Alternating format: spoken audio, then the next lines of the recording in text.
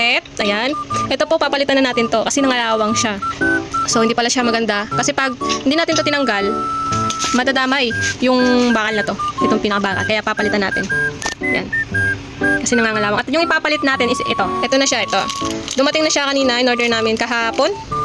Dumating na siya. Yan. Titanium, yan. Ito kasi, for sure naman hindi ito mangangalawang. Pero titignan natin kung tama yung nabili natin na para dito. So, let's go mga kamuret! Palitan na natin. Yan. Ayan o, sobrang kalawang niya na. Yan. So, kailangan talaga natin palitan. Kasi madadamay at masisira ito. Kaya dapat ingat tayo. Kaya bumili tayo ng ibang tornilyo sa Shopee. Yan. Kasi hanggang dito na yung kalawang niya. Pag hindi yan natanggal, kakalat yan. So, papalitan na natin mga kamuret. Let's go! Kamuret, dahil naubusan tayo ng ganito, ang gagamitin na lang natin is oil. Yan. Ito. Yan yung pangtanggal na lang natin ng kalawang. Kasi naubusan tayo dun sa ginagamit talaga natin. Ayan. Ayan. Para pag nalagay natin, hindi siya kalawang, walang kalawang. Perfect! Safety. Kaya dapat linisan. Ay mga kamuret, tinanggal ko yung mga kalawang dito kasi meron din siya kanina, kung makikita natin, pati dito. Kasi kung hindi natin tatanggalin, mahahawa yung bagong tornilyong binili natin. Kaya kailangan malinis at walang kalawang. Let's go! Pre, titignan natin kung tama yung nabili natin tornilyo. At ang maglalagay ay si Trops Renix. Yan. Tignan natin. Yan na, nilalagay na siya. So ayan mga kamuret, nalagay na natin. Mahirap kasi hindi pantay yung butas eh. Kaya medyo nahirapan tayo. Ayan. Naman tayo sa pangalawa. Ayan. So kapa-kapa lang. Ayan, napasok. So tama yung tornilyo niya. Akma naman siya. So lalagyan natin. Higpitan natin mga kamuret. Let's go. Ayan, nilalagay na natin yung nut ng ating tornilyo. Panghigpit. Ayan. Tamang ikot-ikot lang. At syempre higpitan pa natin yung mga kamuret. Ayan.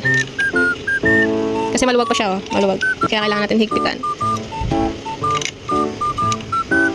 Ayan, so, ayan, hinihigpitan na natin. Tamang tornilyo na lang. Kamuret, natapos na natin higpitan.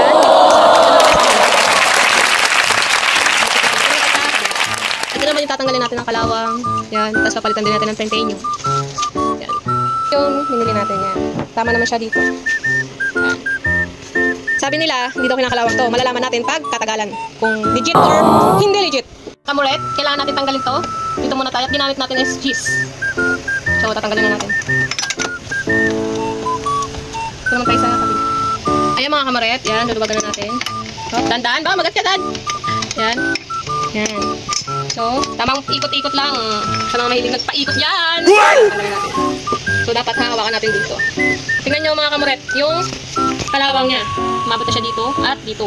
So, talagang kailangan natin palitan. Kaya let's go mga kamuret, palitan na natin. Ayan mga kamuret, ito yung sinasabi ko sa inyo kanina na tatanggalin natin. So, kailangan natin lagyan ng oil kasi wala na tayong pangtanggal talaga ng kalawa, kaya oil na lang. So, buhusan na natin.